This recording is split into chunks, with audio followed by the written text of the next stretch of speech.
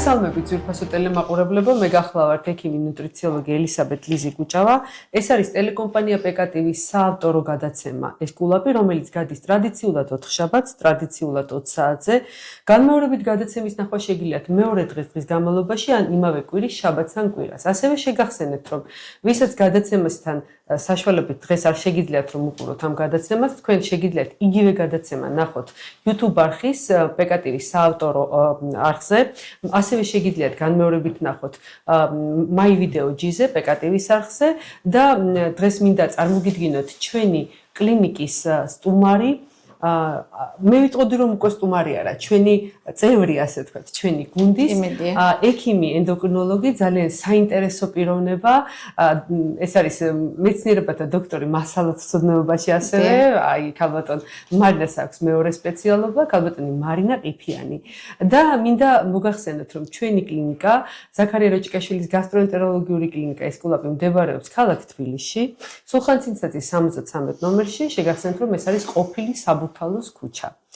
ქალბატონო მარინა, მოგესალმებით კიდევ ერთხელ და მინდა ვთქვა მიზეზი იმისა, თუ რატომ გადავწყვიტეთ დღევანდელი გადაცემის ასე ვთქვათ ჩაწერა. თემა, რომელიც შევარჩიეთ, არის მრავალრიცხოვანი მონაწერების შედეგი, რომელიც ჩვენ Facebook ოფიციალური გვერდი გვაქვს Facebook-ზე და Instagram-ზე. ეს არის ერთ-ერთი ყველაზე ხშირი კითხვა, რომელიც ჩვენ პაციენტებს როგორც ჩანს აწუხებთ ენდოკრინოლოგიის კუთხით, პრობლემები ფარისებრი ჯირკვლის შესახებ, მაგრამ მე ვფიქრობ, რომ ეს არა მარტო ჩვენი პაციენტების და ჩვენი გვერდის გამომწერების ასე ვთქვათ სურვილია, არამედ სრულიად საქართველოში, იმიტომ რომ პრობლემა ფარისებრი ჯირკვლის დაავადებების სახით ძალიან აქტუალურია. ამიტომაც მინდა რომ პირველი კითხვა, რომელსაც თქვენთან აი მოსალმების მერე აუცილებლად გადმოვამისამართებ, ეს არის ის თუ რა არის ფარისებრი ჯირკვალი ზოგადად განვმარტოთ ჩვენს ტელემაყურებლებს. მოგესალმებით კიდევ. მოგესალმებით. სასიამოვნოა რომ ვიყოფები თქვენთან ერთად.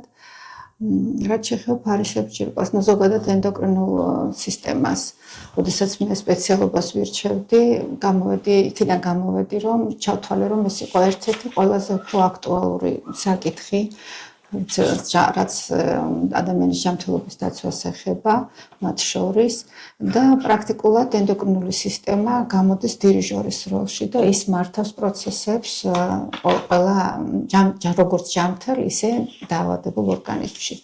რაც შეეხება ფარისებრი ჯირკვალს და ფარისებრი ჯირკვლის პრობლემებს, ეს ერთ-ერთი ყველაზე აქტუალური პრობლემაა საქართველოს მოსახლეობისთვის.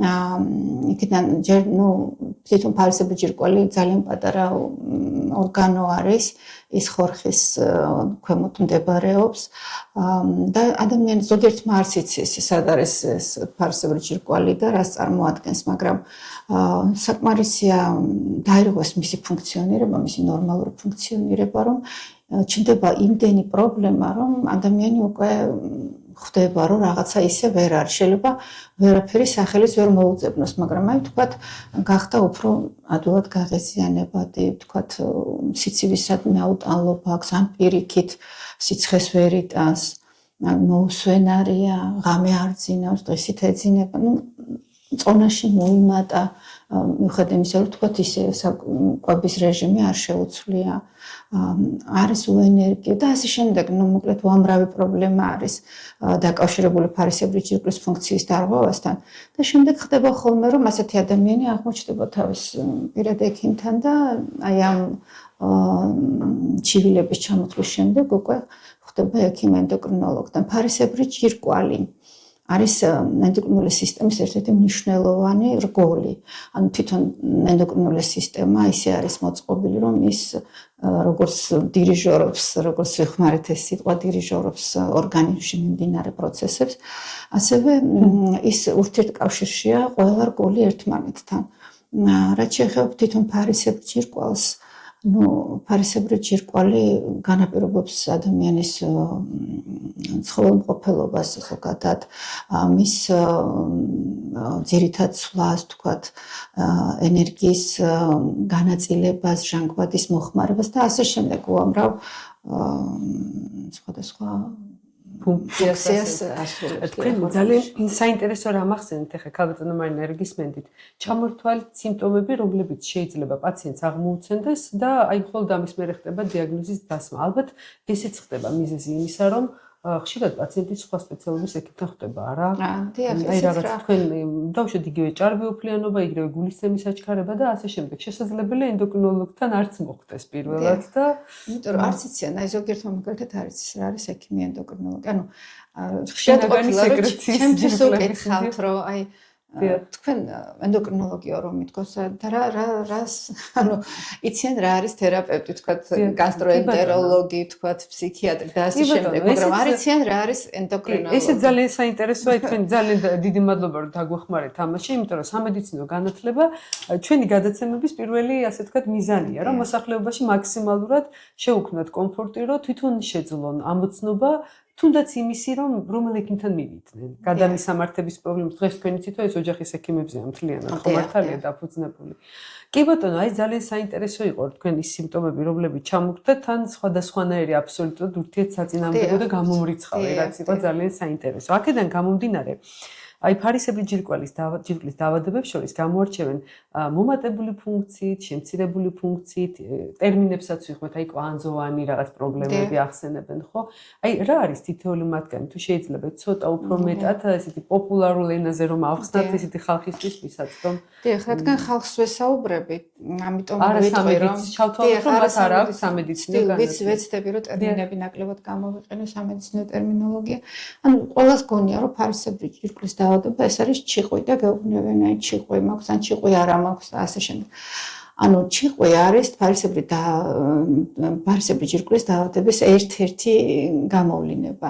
კერძოდ ეს არის დიფუზური გადიდება ფარისებრი ჯირკვლის და ამ დროს ეს არის ჭიყვი, ამას ეწოდება ჭიყვი. რაც შეეხება ფუნქციას, ისეთ რა შესაქმე შეიძლება ფარისებრი ჯირკვლის ფუნქცია არ იყოს დარღვეული, მაგრამ მასში უკვე მიდიოდეს პათოლოგიური პროცესები. ანუ ფუნქციის დარღვევა ეს არის ფარისებრი ჯირკვლის ჰორმონების მომატება ან შემცირება, რომლებიც თავის მხრივ იწვევენ კიდევ აქედან გამომდინარე სხვა პრობლემებს, მაგრამ შეიძლება არ იყოს ეს ფუნქცია დარღვეული, მაგრამ ფარისებრი ჯირკველი უკვე იყოს პრობლემური. ანუ უკვე ვიზუალურად არ იყოს შეცვლილი. არც ვიზუალურად, ეს ყველაზე რთული შემთხვევა არის, იმიტომ შეიძლება წლების მანძილზე მიდიოდეს, თქვათ ეს არის სუბკლინიკური.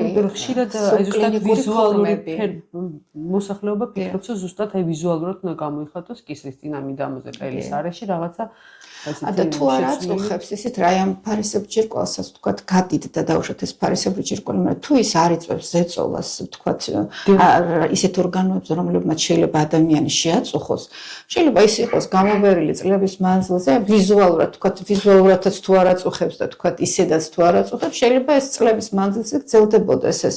პროსე შეიძლება იქ თქვათ სულაც აი მე მქონია შემთხვევა ერთხელ სრულიად შემთხვევით აი ეს საზოგადოებრივი თარშეყრის ადგილზე ნახეთ ადამიანი თან ჩემს მასწავლებელთან ერთად ვიყავი მაშინ სტუდენტი ვიყავი და ქონდა გადიდებული აი გამოხატული ფარისებრი ჯირკვალი და მან უთხრა რომ აუცილებლად წადით ექიმთან ჩემ მასწავლებელმა ნუ ის ქალბატონი ლიანა ურაგოლიძე იყო ჩემი მასწავლებელი სადაც დავიწყე მუშაობა და ვინც შთამაგონა რომ აქეთ წავსულიყავი ხო და აღმოჩნდა მე ეს ადამიანი მოვიდა მადლობის სათქმად აღმოჩნდა არაფერი ბევრი არაფერი კოლოიდური კვანძი იყო რომელიც უბრალოდ გაანთავისუფლეს ანუ ამოიღეს სითხე და დამთავრდა ის პრობლემა არც ფუნქცია იყო შეცვლილი და არც არაფერი საერთოდ ძალიან უცნაური ორგანო არის ეს ფარის ახლა ჩვენ თქვით რომ ის განმარტებაში ასე წერია რომ ხორხთან მდებარეობს და რაღაცა და ну აი კლინიკიდან შეიძლება ისეთი შემთხვევები განვიხილოთ რომ საერთოდ არ იყოს ხორხთან არანაირი წარმონაქმნი და ამ დროს ფარისებრი ჯირკვლის გადიდება კი არა ეს იგი ну რაღაც ყოლია პაციენტი რომლის ფარისებრი ჯირკვალი ბრონხებში იყო ჩაცდილი და თქვათ ორმა ბრიგადამ გაუკეთა ოპერაცია ორმა ბრიგად აიმიტომ რომ ყველა სიმპტომი სახეზე იყო და ულტრაბგერით ვერ პოულობდნენ ფარისებრი ჯირკვალს. სწორედ ამიტომ არის მნიშვნელოვანი რომ ულტრაბგერის გარდა ჰორმონებით შემოწმდეს და შეიძლება კიდევ ყველაფერი. ანუ ისეთ რა სკრინინგის აი ზოგადად იცით როგორ არის აი რადგანაც ჩვენ მოსახლეობაში ძალიან გავრცელებულია ეს დაავადება ვიტყვით ალბათ გავრცელების მიზეზებსაც ვისაუბრებთ ხო? აქედან გამომდინარე ძალიან მნიშვნელოვანია სკრინინგის პროგრამა იყოს რეგულარულად მოქმედებაში. სწორედ სკრინინგში ის პროგრამებია შესული, რომელიც ყველაზე საჭიროა ეს ნაბიქრია და გათვლილიცაა და ჩვენ ერზეა მორგებული, ასე ვთქვათ, ხომ მართლა. ის კომპლექსურად უდგებიან, ანუ ულტრაბგერითაც იკვლევენ, ვთქვათ, ესა ჰორმონებსაც ნახულობენ, ვთქვათ, თუ ჰორმონები არ არის შეცვლილი, მაშინ კიდევ სხვა ანტისხეულებს ნახულობენ და ასე შემდეგ, ხო. და ნუ მოკლედ ძალიან მნიშვნელოვანია რომ სკრინინგი ხორციელდებოდეს და ქალბატონო მარინა რა არის მიზეზი ზოგადად მე მესმის რომ ეხლა ეს საერთო ერთიანი მიზეზის სახით ვერ გამოყოფთ რა არის მიზეზი აი ფარისებრი ჯირკვლის პრობლემების წარმოქმნაში და კიდევ ერთი როგორი იოდის როლი იმიტომ რომ ჩვენ ხშირად გვესმის ხოლმე კორელაცია იოდსა და ფარისებრი ჯირკვლის პრობლემებს შორის და კიდე რა სხვა რა პრობლემები შეიძლება იყოს მიზეზი აი ფარისებრი ჯირკვლის პათოლოგიების. კი ბატონო, ნუ მიზეზები ბევრია, ზოგადად ფარისებრი შეიძლება გენეტიკური იყოს და ვთქვათ არაფერთან არ იყოს დაკავშირებული ადამიანი დაიბადოს ამ პრობლემით. შეიძლება ეს გენეტიკური პრობლემა მერე გამოუმჟღავნდეს ვთქვათ მოზარდობაში. აი ამაზე კიდევ ვისაუბრებთ ალბათ ორსულებისთვის რამხელა მნიშვნელობა აქვს. ეს ცალკე მინდა დეტალურად, იმიტომ რომ თქვენ შეგიძლიათ დღეს მომავალი თაობის ერთ-ერთი წარმომადგენელი იხსნათ თანდაყოლილი ჭიყვისგან, ეს ზუსტად თქვენი საუბრიც გამოვიდა. კი, არა მარტო თანდაყოლილი ჭიყვისგან, მან არამედ და იმ ფუნქციის დაქვეითება ფარისებრი შეიძლება ძალიან ისეთი შედეგები გამოიწვევს, რომ ვთქვათ, სამუდამოდ დაღი დაასვას ახალშობილის ცხოვრებას. კი, სამწუხაროდ. ხო, კიდევ და მოკლედ სკრინინგზე ვსაუბრობდით, ხო, არა იმაზე ვსაუბრობდით, მიზეზებზე, დიახ, ზოგადად მიზეზებზე.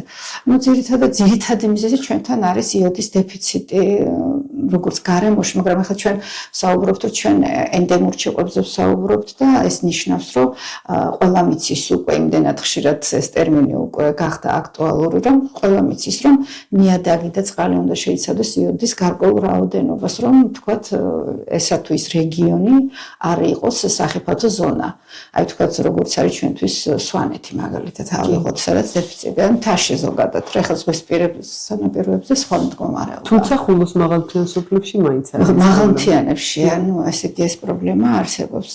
დიახ, მაგრამ ისეთ რა ლიტერატურაში გვეუბნებიან, რომ ესე იგი ამ წყალში და ნიადაგში იოდის შემცველობას ძალიან მიზერული წვლილი შეაქვს, ან სულ 10% შეაქვს ან თავიდან იცვლებოდა ძალიან დიდი მნიშვნელობა. რეალურად 90% ის ნივთიერებების, საკვები ნივთიერებების მიღებით აი ხა როგორც ნუტრიციოლოგი ცოტა უნდა ჩაგიკითხოთ ამ თემაზე. არა, შეიძლება თერაპევტს ვიბრალდეთ, აი იოდი რატო ვახსენეთ ეს ავხსნათ.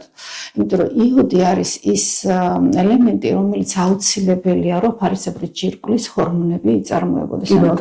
FT4, FT3, როდესაც ექიმი ანალიზებს უწევს და წერს, რომ FT4 ეს არის იოდის შემცველი ჰორმონები და იმის იოდის საკმარისი რაოდენობის გარეშე ეს ჰორმონები ვერ ჩამოყალიბდება და შესაბამისად ან მოხდება მათი დეფიციტი იქნება და ორგანიზმს ძალიან დაეტყობა ეს სხვადასხვა ორგანოს, სხვადასხვა მიმართულებით და ან კიდევ შეიძლება ვთქვათ პირიქით მოხდეს, ვთქვათ რაღაცა უბანი შეიქმნას, სადაც პირიქით ჭარბად გამომუშავდება იოდის დეფიციტის ფონზე შეიძლება წარმოიქმნას რაღაც ისეთი კვანძები, ან ისეთი უბანი, რომელიც ჭარბად გამოიმუშავებს ამ ჰორმონებს და ასე შემდეგ. და კიდევ არის ანტიბიოტიკი პროცესები, აუტოიმუნური პროცესები, რომლებიც აი ამ ჰორმონების ცვლილებებს იწვევენ და შესაბამისად იცვლება ადამიანის მდგომარეობა, ჯანმრთელობის მდგომარეობა. კი ბატონო, აი მე მინდოდა და მეკითხა, ჩვენ ის ქვეყანა ვართ, რომელიც იოდიზირებულ მარილს მოვიხმართ საკმაოდ. და ეს აი კიდევ ერთხელ მინდა რომ თქვენს განუმარტოთ, რამდენად მნიშვნელოვანია, იმიტომ რომ მე ხშირად მომისმენია, რომ თუნდაც შენახვის პირობები როგორ ინახავს მოსახლეობა, საკუთს როგორ ამზადებს და როდის აყრისმა. ამ ყველა დეტალს აქცევთ ყურადღებას, ხომ? რატომ შემოვიდა საერთოდ იოდიზირებული მარილი? მოდი ასე დავსვათ საკითხი. რატომ? იმიტომ რომ ჩვენ საკვებით ვერაფრით ვერ მივიღებთ იმ რაოდენობა იოდს, რაც ჭირდება ჩვენ რომ ნორმალურად ვიფუნქციონიროს ჩვენმა ორგანოებმა. ანუ წარმოიშვას ის ჰორმონები, რომლებიც ჭირდება ორგანიზმს. ანუ რა ხდება, ესე იგი, ჩვენ რადგანაც ვერ ვიღებთ საკვებით და რატომ ვერ ვიღებთ? ძირითადად ოკეანის პროდუქტებზე საუბარი და ცოცხალ პროდუქტებზე. ჩვენა ვართ, მაგრამ გვაქვს დეფიციტი, ხო? ანუ რას მივირთმევთ ჩვენ? აი, მოდით გადაავლეთ თქვენს დღის რაციონს თვალით, თქვენ ოკეანის პროდუქტებს მივირთმევთ ყოველდღიურად. ჩვენ გვჭირდება დღეში მინიმუმ 150 ჩვენ მე თქვენ დასრულმოს 150 მიკროგრამი იოდი გვჭირდება. ვიღებთ ამ იოდის რაოდენობას, და თქმა უნდა არ ვიღებთ. აბა რითი შევავსოთ? და შემოიღეს იოდიზირებული, მე ვფიქრობ, რომ ეს პრობლემის გადაჭრის ძალიან ეფექტური გზა არის. თაობები გაიზარდა. მაგრამ აი ახლა მე როგორც ენდოკრინოლოგი მე ამას ძალიან კრიტიკულად ვუდგებ და რატომ? აი შევდივარ მაღაზიაში და ვხედავ იოდიზირებული მარილი აწერია, მაგრამ იქ არ არის დაცული არანაირი შენახვის პირობები. იოდის ისე რომელიც იშლება ძალიან მარტივად და თუ დაიშალა ის მარილი, გინდა იოდიზირებული იყოს, გინდა არა იოდიზირებული, მნიშვნელობა არ აქვს. ამიტომ შეფუთვის პირობები, შენახვის პირობები, იცით რა, ეს შექმნეს ძალიან საინტერესო გადაწყვეტა მოუძებნეს ამ პრობლემას, მაგრამ ვერ მომზადეს ისე ვთქვათ გამსაღებლები იმ დონეზე, რომ აეხსნათ მათთვის, რომ ეს იოდიზირებული მარილი ყოველად უფუნქციო ხდება, თუ მას არ შეუწყებს. არა და ჩვენი დიასახლისები არ თვლიან ზდილობენ და როცა სუფრაზე მოგაქვს ისეთი კონტეინერში მარილი და მარილი სამარილეში უნდა იყოს. და ამგვარად თავდახურული უნდა იყოს. ადვილად ორთქლდება ხო მართალია? ადვილად ორთქლდება და აბსოლუტურად მარილი რჩება იოდის გარეშე. ეხლა რაც შეიძლება ვთქვათ, დაუშვათ, რომ მოვიდა ჩვენამდე იოდიზირებული მარილი და ჩვენ გადავწყვეტეთ, რომ სადილი მოვამზადოთ. ნუ იმისის ჩაღრაც ხელსადილში არ შეიძლება. იმიტომ რომ ისევ იგივე პრობლემა იოდს კარგავთ.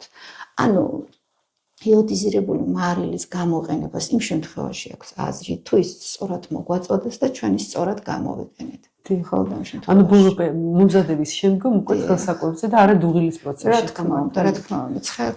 აი ძალიან ცხელზეც, აი უბრალოდ უნდა დავიმახსოვროთ, რომ იოდი ძალიან ადვილად შეიძლება დაიკარგოს, ამოვიდეს მარილიდან, აკროლდეს და თქვათ დარჩეს მარილი, ჩვეულებრივი მარილი და ჩვენ გვეგონოს, რომ ვიღებთ იოდიზირებულ მარილს და არ ჩვეულებრივი. თქვენ თევზეული ახსენეთ, კიდე რა პროდუქტები შეიძლება იყოს დაუშვათ? იცით რა, ჩემი ნება რომ იყოს და ჩემზე რომ იყოს და დამოკიდებული. საინტერესო რამეს ამბობზე. ჩემზე რომ იყოს დამოკიდებული, მე შევიტანდი ადამიანებს რაციონში ბუნებრივი იოდის საშუალებას, ეს არის თქვათ ზღვის წყალმცენარეები, როგორც არის მაგალითად ზღვის კომპოსტო, ლამინარია, დიახ.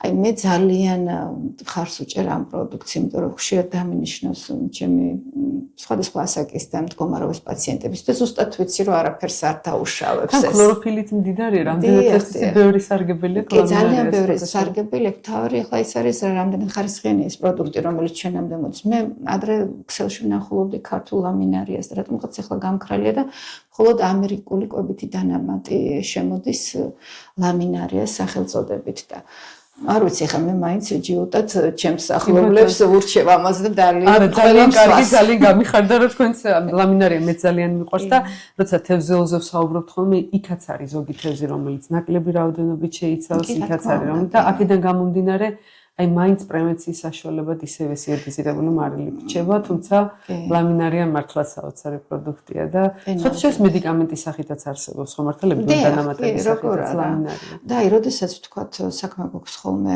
ესეთ შემთხვევაში, ახლა ისეთ რა სამწუხაროდ ყველა და ხშირად არის ხოლმე, რომ თქვათ იოდის დეფიციტით არის გამოწვეული ესეთვის დაავადება, მაგრამ ამას ჩვენ ახლა ვარაუდის დონეზე ვსაუბრობთ და თქვათ რაღაც გამოცდილება გვკარნახობს, რომ ვიცით, რომ ასეა, მაგრამ არსებობს კვლევის საშუალებები, მაგალითად ადრე იყო ასეთი, იყო რა ეხლაც არის, მაგრამ უბრალოდ ალბათ ვეღარ მიუწვდება ხელმოსახლეობას, ეს არის იოდის შარდის ანალიზი იოდის ექსკრეციაზე. ეს კეთდებოდა ძალიან იაფფასიანი ანალიზი იყო და იოდის რაოდენობა ფასდებოდა შარდში. თუ შარდში გარკვეულ თქვა 50 მიკროგრამი ნაკლები იყო იოდი, ეს ნიშნავდა, რომ იოდის დეფიციტი ჰქონდა ორგანიზმს.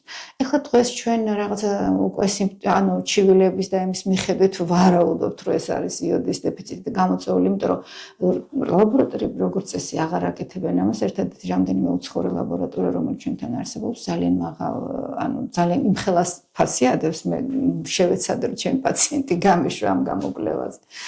და აღმოჩნდა, რომ სრულიად მიუწვდომელი ფასი. ამ დროს იყო ჩვეულებრივი ანალიზის ფაზის ფასიც ისეთი ჰქონდა და ანუ იცით და ჯერ ამას ვნახულობთ ენდოკრინული მიდგომა ასეთი იყო როდესაც თქვა ეჭვი წარმოიშვება ჩვენ კი არ ვნიშნავდით მკურნალობას ჯერ ჩვენ გავუშვებდით იოდის გამოკვლევაზე აქვს ამ ადამიანს მართლა ჭეშმარიტად იოდის დეფიციტი ანუ იოდის დანიშვნაც არ მიმაჩნია ეხლა ესე პირდაპირ კალიოდიდი დავნიშნო ცოტა სიფრთხილით არის სიფრთხილე საჭირო და აი ლამინარიას იმიტომაც ადვილად ნიშნა რომ ეს როგორც ყველასთვის საჭირო არაფერს არ დააშავებს ლამინარია მოკლედ ამის თქმა მინდა და ჩემი რჩევა იქნება რა ვიცი ამ გადაცემიდან გამომდინარე თუ ვინმე დაიმახსოვრებს და ლამინარიას მიიღებთ პერიოდულად მაინც აი თუ რეგულარულად არა რაღაცა პერიოდებით ძალიან კარგი თქვენ ახლა შარში იოდის განსაზღვრა ახსენეთ და მე გამახსენდა ჩვენ აი ფორუმებში წერენ ხოლმე Facebook-ზე ხშირად რომ აი იოდი წაისვით იოდის ბადე გააკეთეთ და თუ შეიწოვება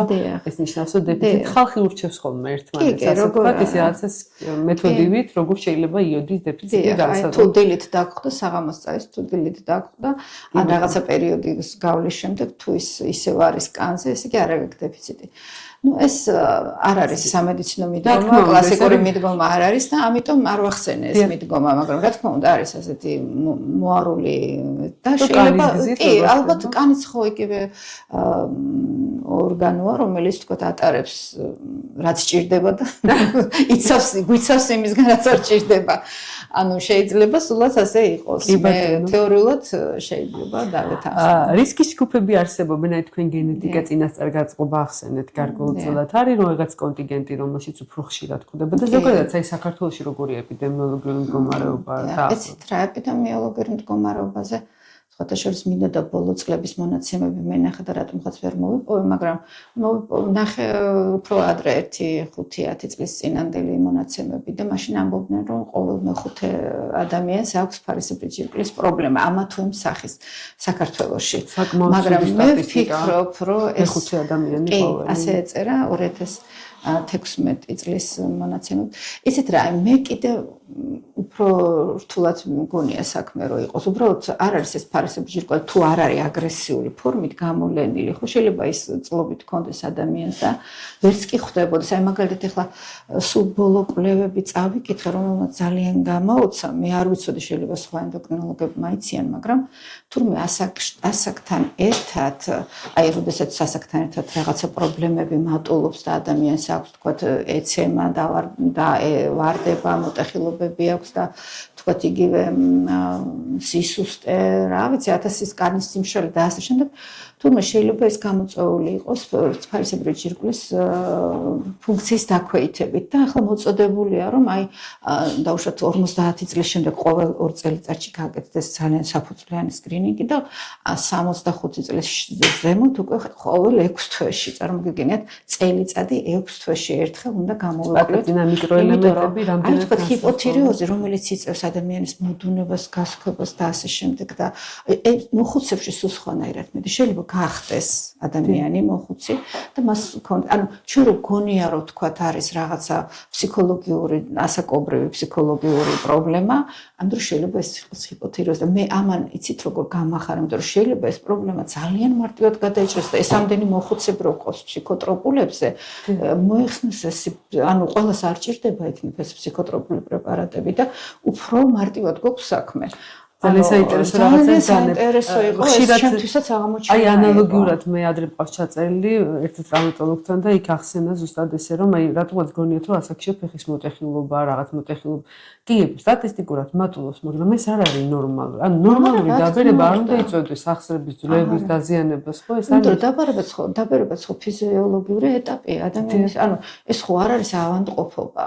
ჩვენ ახლა გააჩნია მოხუცის ხო გვინახავს მაინც ვხედავთ რომ როგორ ცხოვრობენ თქვათ განვითარებულ ქვეყნებში სადაც ერთ სულ მოსახლეზე გაცილებით მეტი არის განსაკუთრებით საპენსიო ასაკის მოხუცებულები როგორ აყავთ მოვლილი და იქ ეს პრობლემები ნაკლებად დგას. მე არ ვამბობ რომ არ დგას ნუღასი ბერე თავისას მაინც აზიანებს ასეთთვის რაღაც აკლდება ორგანიზმს მაგრამ არ არის აუცილებელი რომ მოხუცი იყოს გაწამებული, მოხუცი იყოს მიჯაჭული, მოხუცი იყოს ფსიქოტროპული. ბედნიერი სიბერი ალბათ ყველა ეს სიღრმისეული მე მაგალითად ძალიან მოხარული ვიქნები. თუნდაც 5-10% რო იყოს იმ მოხუცებში, რომ თქვა რაღაც ენდოკრინული ანუ ფარისებრი ჯირკვლის ფუნქციის დაქვეითება აღმოუჩნდეთ და თქვათ განთავისუფლდნენ თქვათ სხვა უფრო მძიმე დიაგნოზებისგან და უფრო მძიმე მკურნალობისგან. ამიტომ ეს ჩემთვის იქნებოდა ძალიან დიდი ბედნიერი, იმიტომ მე თვითონ მოხუცი დედა მყავს და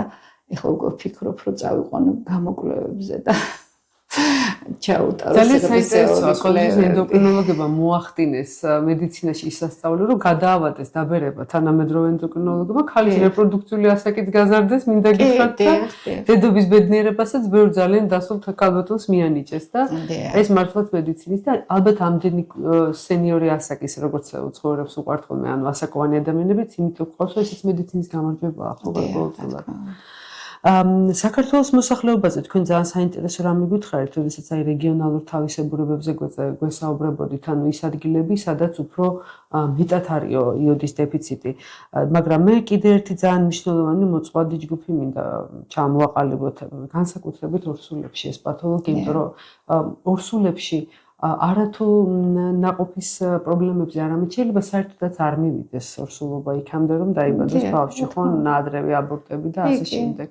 რამდენად მნიშვნელოვანია ფარისებრი ჯირკვლის პათოლოგიები ორსულებში?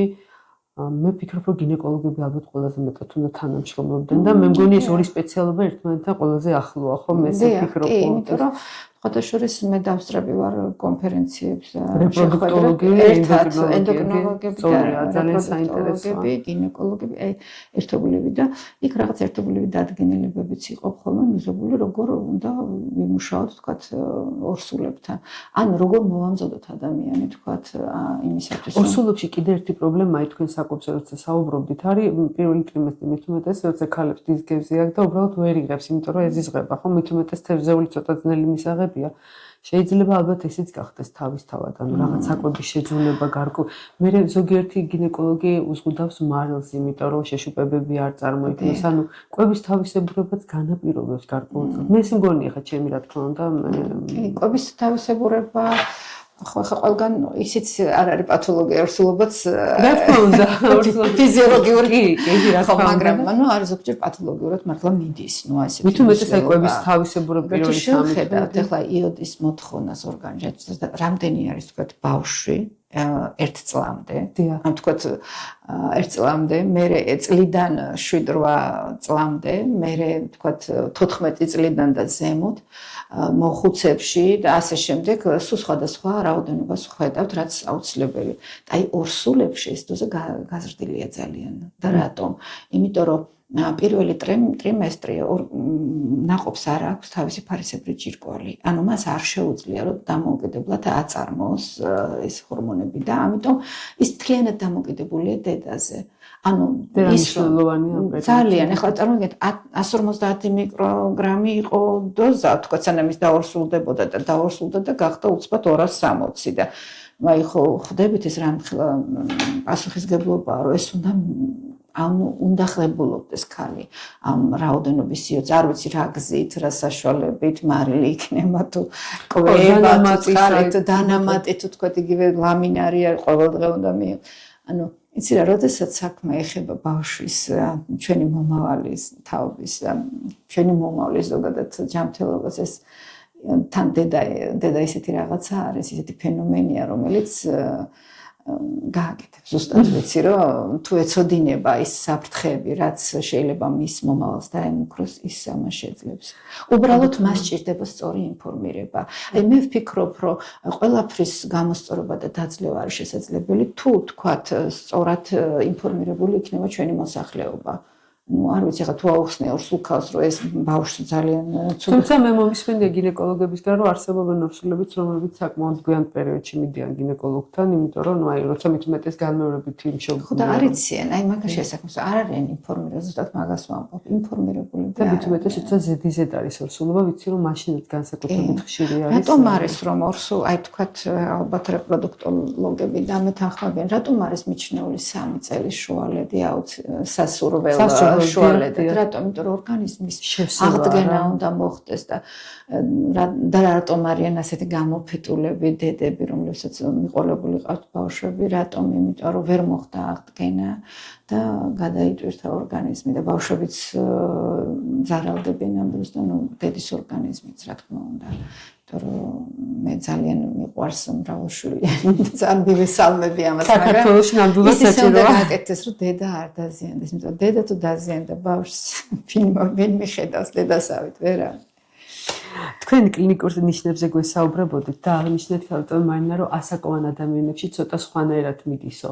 აი თანდაყოლილი ფარისებრი ჯირკვლის პრობლემებიც განსაკუთრებით მიდდა, შეიძლება ბავშვის მენტალური პრობლემებიც გამოიწვიოს ამდენად. ნუ აი ჩვენ ახლა ხშირად არის ხოლმე რომ არის ესეთი მისა რა ქვია შეურაცხყოფელ სიტყვათ ითვლება კრეტინი, აი კრეტინის მესამედიცინო ტერმინი არის და აი ზუსტად იოდის დეფიციტი მას შეიძლება გამოიწვიოს გონებრივი ჩამორჩენა. კერძოდ ახლა ჩვენ აი ახალშობილების სკრინინგს განსაკუთრებით ჩვენთან არ ვიცი რამდენად ეს საკითხი აქტუალურად დგას, მაგრამ აი უცხოეთში მაგალითად ახალშობილების სკრინინგი ძალიან აქტუალურია, იმიტომ რომ ითვლება რომ დაბადებიდან 2 კვირის მანძილზე ნათელი პერიოდია ამ მიმართულებით და აი ამ პერიოდში უნდა ბავშვს უშველოდ და დავეხმაროთ. რომც დაიბადოს დეფიციტით, აი 2 კვირა გვაქვს ჩვენ რომ ამ ბავშვს დავეხმაროთ. მერე უკვე ეს პროცესები, რაც გონების დაზიანებასთან არის დაკავშირებული, შეუქცევადი ხდება. და საინტერესო ის იგი არის შანსი რომ ახალშობილს დაუყოვნებლივ თუ ჩაუტარდება სწორი სკრინინგი. კი, სკრინინგი უნდა და თავისი სპეციალისტი მე არა ვარ ბავშვთა ენდოკრინოლოგი და განსაკუთრებით ასე პათოლოგი, მაგრამ კი, მას აუცილებლად ის იქნება ინფორმირებული, დარწმუნებული ვარ და უბრალოდ ეს საკითხი სამშობიაროშივე უნდა დაიწყოს ამაზე მუშაობა, იმიტომ რომ უნდა განისაზღვროს ბავშვის მდგომარეობა, რამდენად ის დეფიციტშია, რამდენად საჭიროებს დახმარებას, რომ ის ნათელი პერიოდი არ ჩაგვივარდეს 2 კვირა.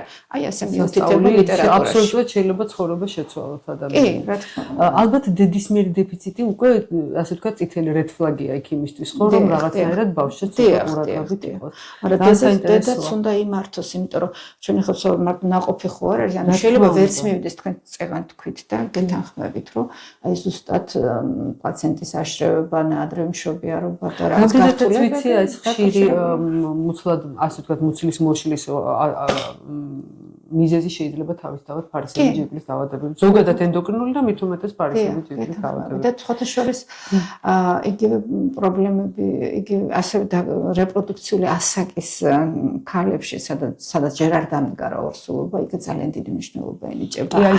აი ამ თემაზე მინდოდა მეკითხა ბავშვებში, გოგონებში, როდესაც მათ აქვს menstrualuri ციკლის დარღვევები, ძალიან ხშირად ენდოკრინოლოგიც ერთვება და არის ხოლმე შემთხვევები, როდესაც ზუსტად ფარისებრი ჯირკვლის დაავადებები აღმოჩნდება და თითქოს რატომ სხვადასხვა სივრცეა, სხვადასხვა სფეროა, რატომ, მაგრამ სამწუხაროდ თქვენ გადაცემის დასაწყისში თქვით, რომ ფარისებრი ჯირკვალი ის ორგანო, რომელიც ძალიან ბევრ რაღაცას განაპირობებს და მათ შორის გოგონას ასე ვთქვათ, ჯანმრთელობასაც და რა თქმა უნდა, სასქესო ჰორმონების ნორმალური ფუნქციონირებისთვის და ნორმალური წარმოებისთვის, როგორც ქალებში, ისე მამაკაცებში აუცილებელია, რომ ფარისებრი ჯირკვლის პრობლემები იქნას მინიმუმამდე დაყვანილი და მოხსნილი. იმიტომ რომ მე იწყება უკვე ინდივიდუალური მიდგომები. ეს კვლევების ჩამონათვალი, თქვათ, რეპროდუქციული ასაკის ქალში მოიცავს ფარისებრი ჯირკვლის გამოკვლევასაც. რატომ? იმიტომ რომ პირდაპირ კავშირშია ესენი ერთმანეთთან. თქვათ, ხშირად არის ხოლმე, რომ ადამიანი, თქვათ, როდესაც დადგება საკითხი, რომ იმას უნდა, რომ თქვათ, გადაწყვეტს, რომ ორსულობა დადგეს და რაღაც აღმოაჩენს ხოლმე უამრავ დაავადებას, რომელიც ხელს უშლის, რომ ეს განახორციელოს, იმიტომ რომ წინა პერიოდი იქნა გამოტოვებული და მე იწყება ხოლმე. მანამდე თითქოს არ ინტერესდება, თითქოს რაღაცები კომპენსირდება, მაგრამ როდესაც მიდის, თქვათ, ტკივა აგრემუცელი და გამოყუჩებელს დალეს. ეს ეს გინეკოლოგებისგანაც მომისმენთ, მათ შორის სქესობრივი გადაბდები, ინფექციები უამრავი რამ გამოვლდება ზუსტად მაშინ, როცა გადაწყვეტავენ, რომ შვილი ჰყოლია. ესეც კულტურაა ერთგვარი, რომ თქვათ, ქალი, როდესაც მოციფულობის ასაკში უნდა დადიოდეს სპეციალისტთან, იმიტომ რომ ბუნების კანონია ესეთი, რომ ქალი შექმნილია გამრავლებისთვის და ის ამისთვის უნდა რაღაცნაირად მოემზადოს და ალბათ идеალურ ვარიანტში ორსულობამდე ქალი უნდა მიდიოდეს ექიპთან, ატარებდეს სრულ ჩეკაპს, ანალიზებს, რომ აი თუნდაც ფარისებრი ჯირკვლის პრობლემები შეიძლება მანამდე დაკორეგირდეს, რაღაცა მოგვარდეს და შემდგომ დადგეს ორსულობა, მე ვფიქრობ მე ყოველთვის ვიცი როგორ უფრთხით ექიმები ორსულობის პერიოდში დანიშნოს, იმიტომ რომ ყოველთვის 10 მაგათ ფიქრობთ, რომ ნაყოფზე არ გამოიწვევს თავშოთ ტერატოგენული ეფექტი და ასე შემდეგ. ეს ექიმები სამწუხაროდ ჩვენი ხვედრია, რომ ვიფიქროთ ორივეზე, დედაზეც და შვილზეც და ამ შემთხვევაში პატარა დაუცველია, მით უმეტეს პირველი ტრიმესტრები და პირველი ტრიმესტრი ესეთი პრობლემურია და ხშირად არის ხოლმე რომ რაღაც მედიკამენტებზე გიწევთ თუ არის თქმა მხოლოდ იმიტომ რომ დაუშვათ ორსულად. განსაკუთრებით ტოქსიური ჭიყვის დროს, როდესაც თქვათ ადგილი აქვს თირეოტოქსიკოზის შემთხვევა გვაქვს და თქვათ სტამბლავს ასე თქვათ თვითონ ორგანიზმსაც. თვითონ ეს პრეპარატები, თირეოდული პრეპარატები, მეთილურაცილი და ასე შემდეგ. არიან ტოქსიური პრეპარატები და ძალიან ისეთი სახის გართულებებს გვერდითი მოვლენები აქვს, რომლებიც არ არის სასურველი, რომ ამიტომ მაქსიმალურად უნდა ვეცადოთ, რომ ორსულობამდე ორგანიზმი მოვიყვანოთ წონასწორობაში და ისე დავგეგმოთ. მე ვჩვდი ყველას რეპროდუქციული ასაკის გოგონებს და მამაკაცებსაც სხვათა შორის, რომ ეს საკითხი არ გამოტოვონ და დროულად მიხედონ. კი ბატონო და ცოტა კიდევ უფრო პატარა ასაკზე გითხავთ, აი სკოლამდელი ასაკის ბავშვები, სკოლის ასაკის ბავშვები, როდის უნდა გამოიჩინონ მშობლებმა სიფრთხილე, აი როდის უნდა მიხვდნენ, რომ დროა უკვე ენდოკრინოლოგს მიმართონ, იმიტომ რომ რაღაც პედიატრები ამბობენ ხოლმე, პირველი 2-3 წელი ხშირად პრობლემური, ამ პერიოდში ბავშვთა ინფექციები, ასე შემდეგ სკოლამდე და მე დგება თითქოს მშვიდი პერიოდი, რაღაცა გარდატეხის ასაკამდე, მაგრამ აი ზუსტად იმ პერიოდში შეიძლება თავიჩინოს ენდოკრინოლოგ პათოლოგებმა, რომლებიც თუნდაც იგივე აი სკოლაში არ სწავლობს, ვერ იმახსოვრებს პრობლემები და ამ დროს ენდოკრინოლოგი უკვე ხედავს თავის პრობლემას.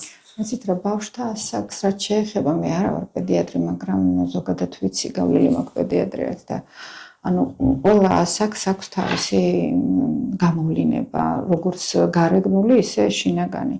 აი რაც შეეხება აი ჰორმონალურ ცვლას, რაც მოზარდის ორგანიზმში რაც ხდება, ეს შეგვიძლია შევადაროთ რაღაც რევოლუციას. საინტერესო აფეთქებებით და ასე შემდეგ.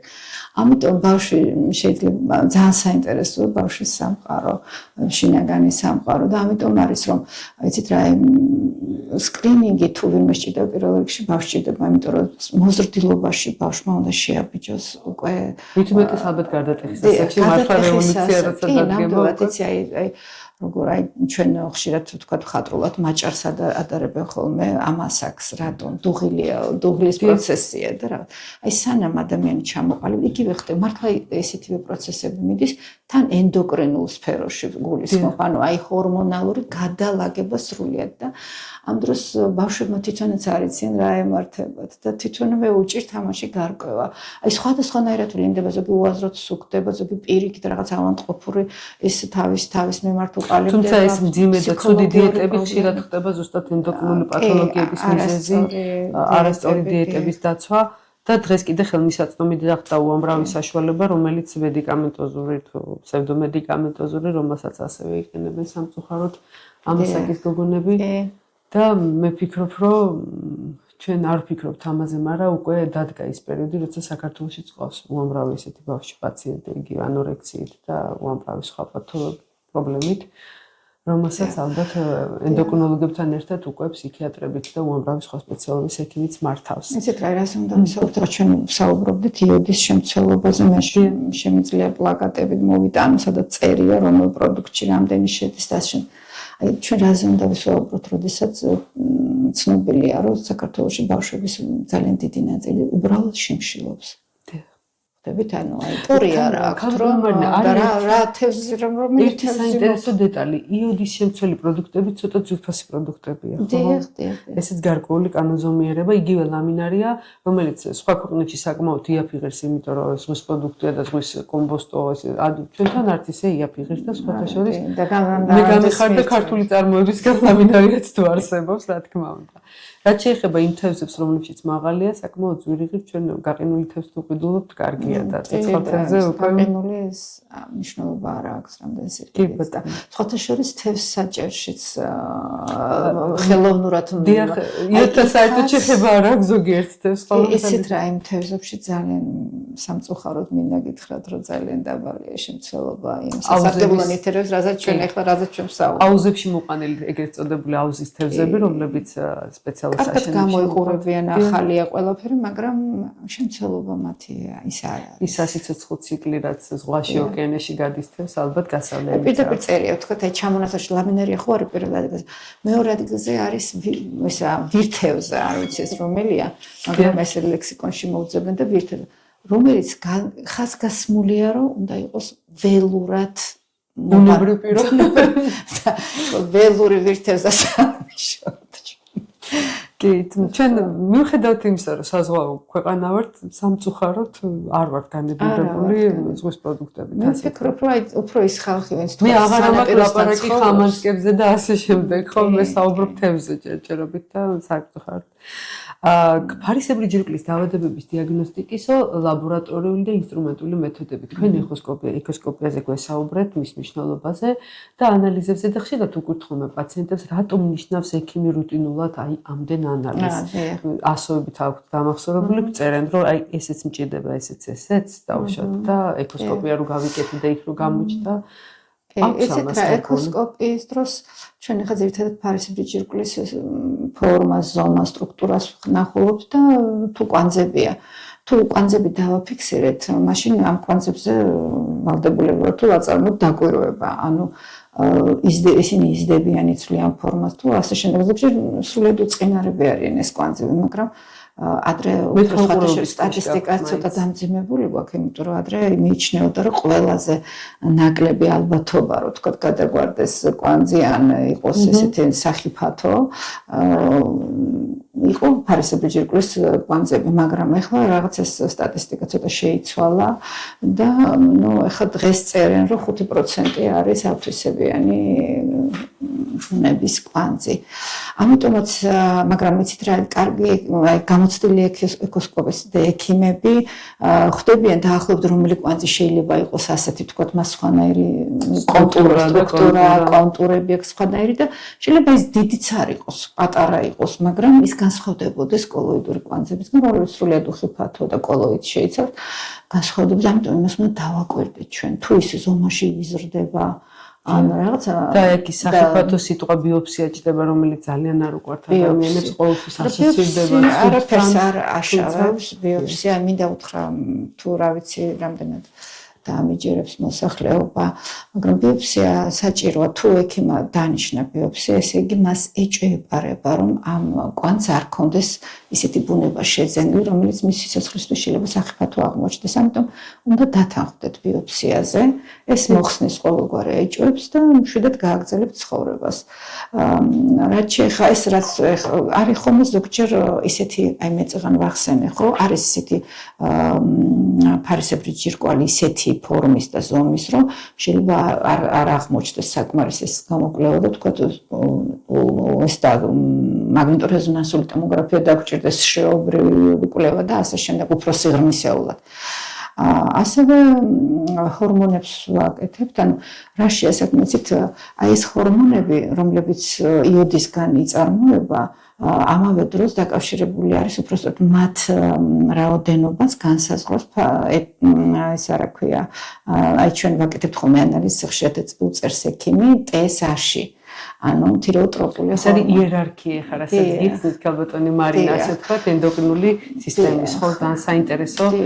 იმიტომ რომ ის რეაგირებს თავის ტვინში წარმოიშვება ეს ჰორმონი და ის პირველი რეაგირებს, აი ჩვენ წეხან ვისაუბრებთ სუბკლინიკურ ჰიპოთირეოზზე. ეს არის ჰიპოთირეოზი, სადაც ჰორმონები წესრიგში, მაგრამ მიდის სუბკლინიკურად, ანუ მაინც არის ჰიპოთირეოზი და ამ დროს შეიძლება მკურნალობის მხრივ ჩვენ პრაქტიკა არ გქონდეს ზუსტად განსაზღვრული გააჩნია, რომელ ჯგუფს ეკუთვნის პაციენტი. მაგრამ აი ის ზუსტად ის ჰორმონი, რომელიც ვთქვათ, აი რეაგირებს, პირველი რეაგირებს აი ფარისებრი ჯირკვლის ჰორმონებზე, პირველი იძლევა სიგნალს. ანუ თქვათ მომატებულია TSH-ში ნორმის ზემოთ გადაცდა, ეს ნიშნავს, რომ არსებობს ტენდენცია ჰიპოთირეოზისკენ. მიუხედავად იმისა, რომ ჰორმონები წესრიგშია TFT4, FT3, თუ TSH-ში ზღვარ ზემოთ არის და გენიშნოთ მკურნალობას, ესე იგი 100-ია საჭირო და იმიტომ რომ მოსალოდნელი არის გართულება უახლოეს მომავალში. ანუ ეს არის თავის ტვინი, როგორ აკონტროლებს ფარისებრი ჯირკვლის ფუნქციას ეს სქემა და ამიტომაც ჭირდება ზუსტად აი ამდენი ანალიზის დანიშნა. ეს უგვირთ ხოლმე, რომ ერთი ანალიზით რატო არ დგინდება. და თანაც იცით, როგორ არის პერიოდულად ამ ანალიზების გამეორებაა საჭირო. და ზოგადად კიდე ერთი დეტალი, რაც მინდა აქვე უთხრა ჩვენ პაციენტებს, აუცილებელია მუდმივი მონიტორინგი ენდოკრინოლოგთან, იმიტომ რომ ზოგჯერ დგება დოზის კორექციის საჭიროება, ხო მართალია? ზოგჯერ არა, აი 6 თვეში ერთხელ მაინც არის საჭირო. ჯერთი მოდით დავიწყოთ ეგიდან, რომ სეზონურად იცვლება ეს რაოდენობა, ანუ ჰორმონი. ამიტომ ის დანიშნული პრეპარატი შეიძლება ზაფხულში სხვა დოზა გჭირდებოდეთ და ზამთრის თვეებში, სიცივეში სხვა. ამიტომ აუცილებელია, რომ ჯერ ეს განისაზღვროს. ზოგჯერ არის ხოლმე, რომ ისე მშვიდად მიდის პროცესი, რომ აი თუ პაციენტიც ეჩვევა რამდენი და მოამატოს და რამდენი და დააკლოს დოზას და აღარ მიდის ექიმთან. ნუ რიგ შემთხვევებში ეს მშვიდად ვითარდება და ღმერთმა ყველას ასეთი ზოგადად ეს ენდოკრინული დაავადებების ხვედრია, რომ მუდმივი ისეთი წყნარი მონიტორინგის ქვეშ დაიმყოფებოდნენ ექიმის და როდესაც მუდმივად არის მონიტორინგი, მაშინ დაავადები კიდევ შაქრიანი დიაბეტიც ხო, შედივრად კარგად წყნარად მიმდინარეობს. შაქრიანი დიაბეტზე ჩვენში ვისაუბრებთ. აუცილებლად აი პირობას გართმევთ, იმიტომ რომ ესეც ერთ-ერთი უდიდესი პრობლემაა. დაავადება არის და ძალიან იცით როგორ, ანუ ყველა დაავადება ალბათ ასეა, მაგრამ განსაკუთრებით ენდოკრინული დაავადებები, სადაც ძალიან მიზერული რაოდენობით არის ცვლილებები და პრეპარატი ძალიან მცირე რაოდენობით ინიშნება და უდიდეს ძვრებს იწვევს ორგანიზმში. რატომ? იმიტომ რომ ეს ჰორმონები გადაისროლება პირდაპირ სისხლში. საერთოდ ძალიან საინტერესო ნივთიერებები და ხომ ეს პატარა ტაბლეტი ერთი შეცვლის მთელ ცხოვრებას ადამიანს. ასევე იყო როცა ინსულინი აღმოაჩინეს, სასწაული ის იყო ხომ მართალია გადატრიალება მედიცინაში.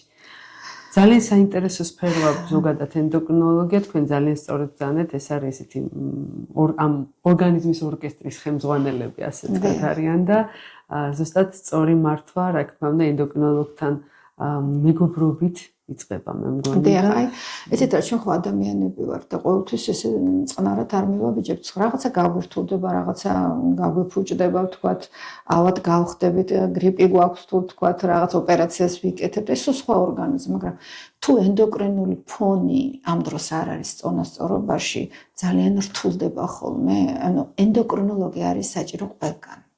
აი თქვა საოპერაციოში, სადაც ადამიანი, რომელსაც რაღაც ენდოკრინული პრობლემის ფონზე უტარდება ოპერაცია, აუცილებლად ესწრებოდეს ოპერაციას. იგივე თქვა ბავშვი, რომელიც თქვა ვირუსული ინფექციით დაავადდა, და ის არის ენდოკრინოლოგის მეტალყურეობის ქვეშ. დედა გარდა იმისა, რომ მიმართავს პედიატრს, აუცილებლად თავის ენდოკრინოლოგსაც უკავშირდება და ატყობინებს, იმიტომ რომ შეიძლება ენდოკრინულმა ფონმა, ენდოკრინული დარღვევის ფონმა ამა თუ იმ დაავადებას სხვა მიმართულება მისცეს.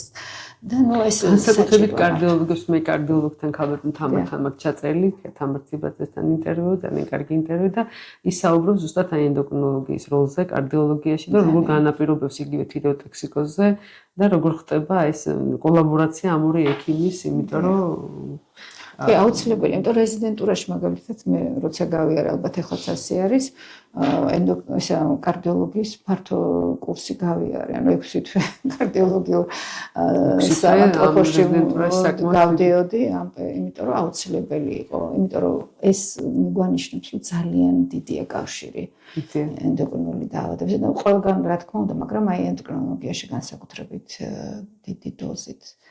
როგორც თამბგავდან თამბმაღნიშა ენდოკრინულმა პათოლოგმა შეიძლება შეუქცევა და დააზიანოს გულსისდაფტა სისტემა ისევ რომ აი იგივე თირეოტოქსიკოზზე საუბრობდა რომ უკვე კარდიოლოგიც ვეღარაფერს ვაკეთებ. აი ეხლა შეიძლება თემას არ ეხება, მაგრამ მე ერთხელ მქონდა ესეთი შემთხვევა.